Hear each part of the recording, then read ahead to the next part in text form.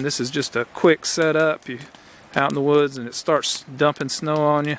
And for North Georgia, believe it or not, this is pretty good snow. It's our first one of the year.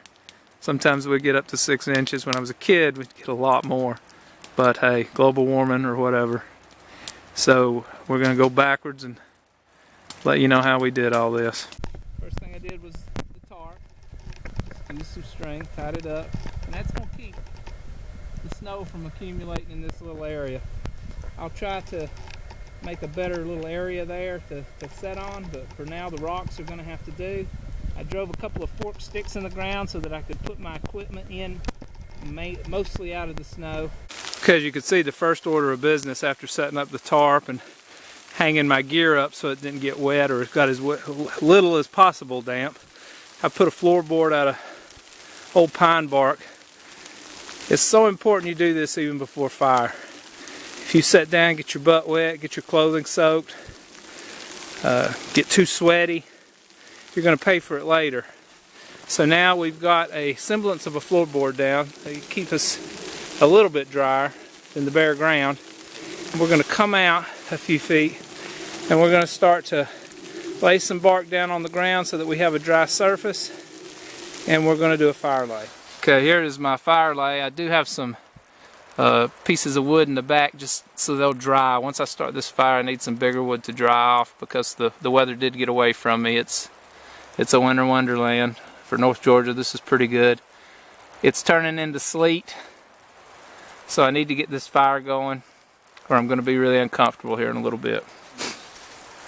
Pulled the pine needles off the trees, the dead ones, and plucked them out between branches and whatnot. And we've got a little bit of fat wood that we've collected from a fallen pine. We've ground that up a little bit. Okay, we're going to try to get this fire going right now. We've had time to get some of that sweat off of us, so we need to start covering up again. We did screw up and get a little sweaty gathering wood. Now, there's two ways to do this. You can either, a lot of these come with little blades. I like to use my knife a lot of the time, but we're going to try it. What we've done is we've made a little tinder bundle. We've ground up some old pine needles we pulled off the trees. They were up in the air so they didn't get quite as wet. And we've also shaved off some fat wood. We've got a few pieces of fat wood over here. It's a resinous part of a pine tree. The pitch gathers in spots on a pine and it's really flammable.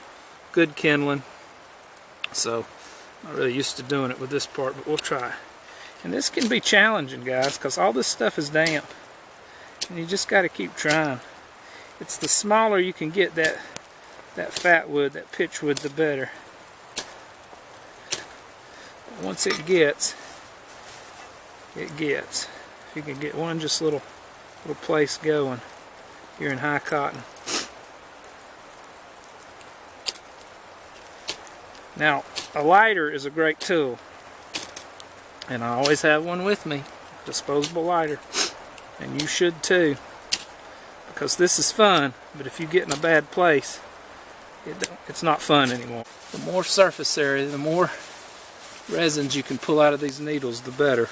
So sometimes if you're not having luck, it's good to just pick it up and grind it up in your hand again. See if we can't just get this fire going, y'all. And then we might play around a little bit with the fire still again. So I'm starting to get a little worried. Ooh, big flakes again. That's good. That's good. Come on, Mr. Reliable. I'll lose my sponsorship with the big company. If only that were true. Fire likes to climb.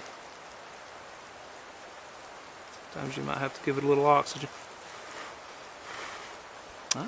See? The Bic will light over 3,000 times. Well, at least 3,000 times. According to the company. Ah! Take care of your equipment. Don't throw it on the ground. We're going to get this going. We're going to put it in here and see if we can't get us a little warmth going, because this weather's starting to worry me a bit. And we'll put our fat wood on top. Hopefully get it going before we lose it again. Little pieces of this pitch wood. If we can get that caught, we're doing good. But if it gets away from us and we can't, we're back to square one because it takes a little while to collect enough pine needles in this kind of weather.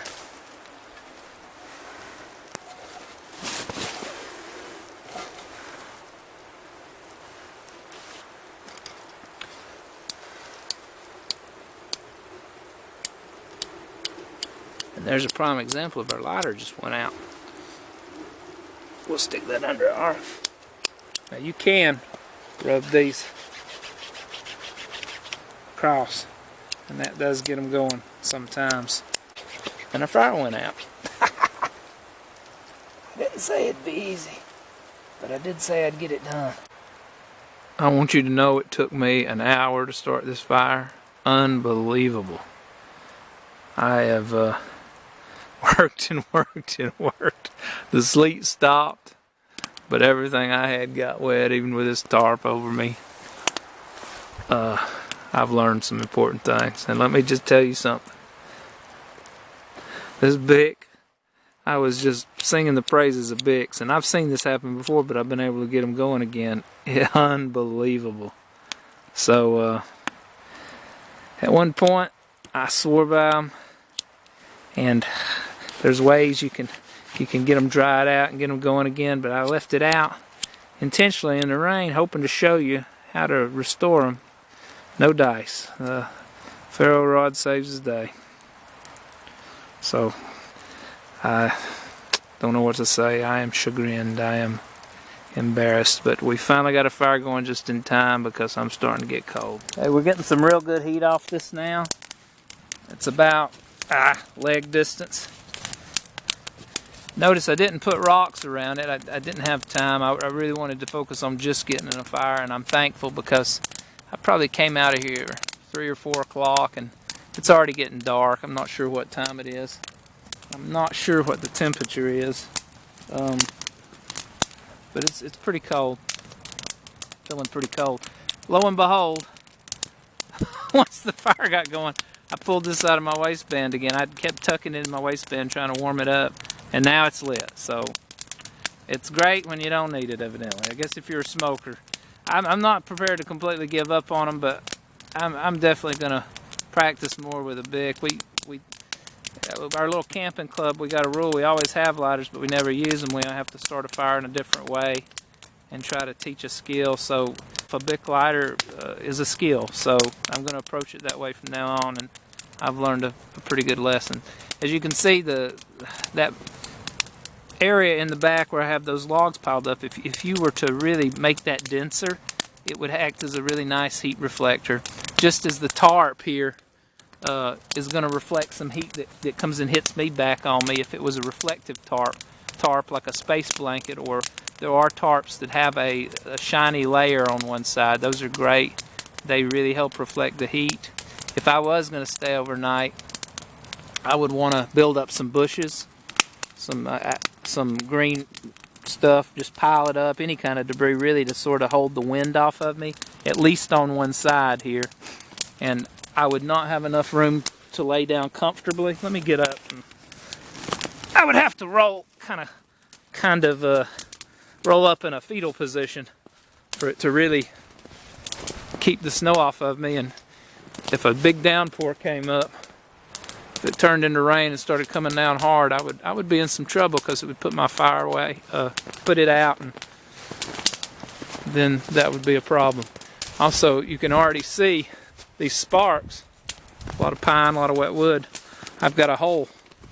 I've burned a hole in my tarp. This is an older tarp, and I've already torn it a couple of times. But also note that when you got snow, every now and then you're going to have to hit your tarp so it'll slide down, or it will just sag until it's rubbing your head.